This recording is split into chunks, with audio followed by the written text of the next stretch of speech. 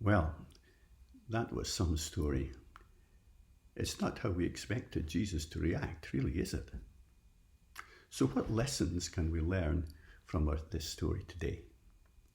The first lesson we learn is that God's house is for worship alone. This story took place at the time of the Passover. Now, Passover, as you remember, recalls the time when the children of Israel came out of Egypt. How on the night of the Passover they took a lamb and it was killed, and its blood was put on the doorposts and the top of the door. And that the night when the angel of death passed over, then all the Jewish children, or the firstborn Jewish child, was not affected. And the Jewish people were commanded that every year, once a year, they had to keep the feast of Passover. And obviously, to do that, they needed animals. And now we find ourselves in Herod's temple.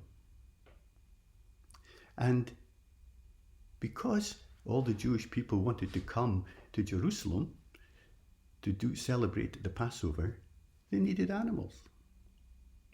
And so the authorities thought it would be a good idea to set up a stall in the temple and sell the sheep, the goats, the doves, and the animals that were needed for sacrifice. But this was not right. Because, as Jesus said, God's house should have been a house of prayer.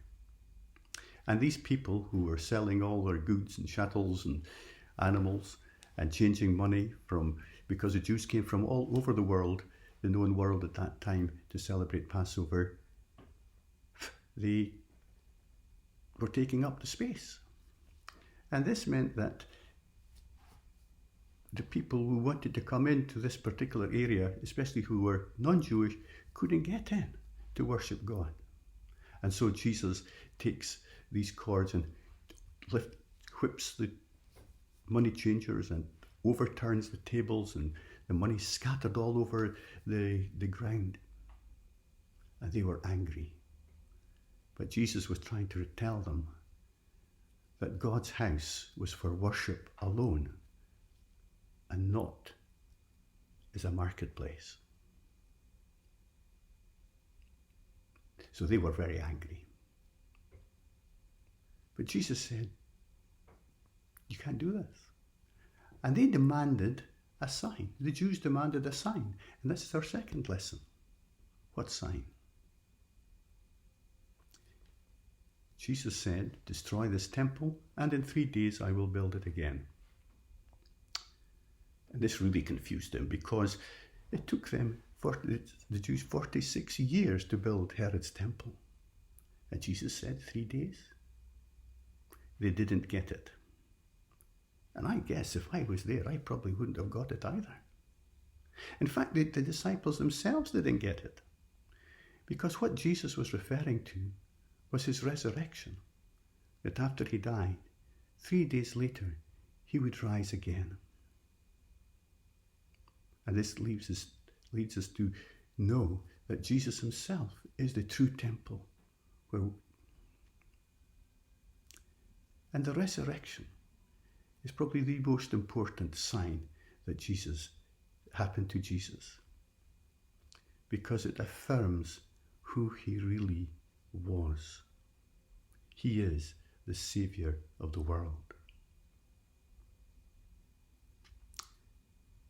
And even after this, Jesus went out into the city and still performed more signs.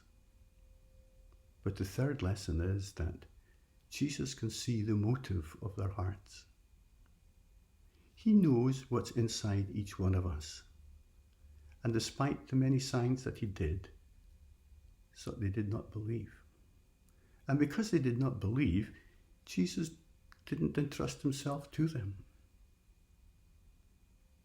Now we, after Jesus' death and resurrection, look back and we can see the greatest of these signs.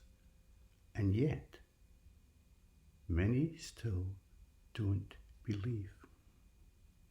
So I ask myself, how do I respond? Do I accept Jesus as my Saviour, believing in his death and resurrection for my salvation? And as a result of that, can I truly worship? Because that's what Jesus wants. Jesus met a woman one day beside a well,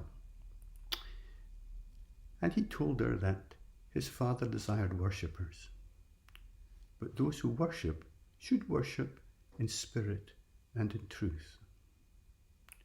And to do that, I have got to come humbly to Jesus, ask for forgiveness, and accept him as my Lord and Saviour.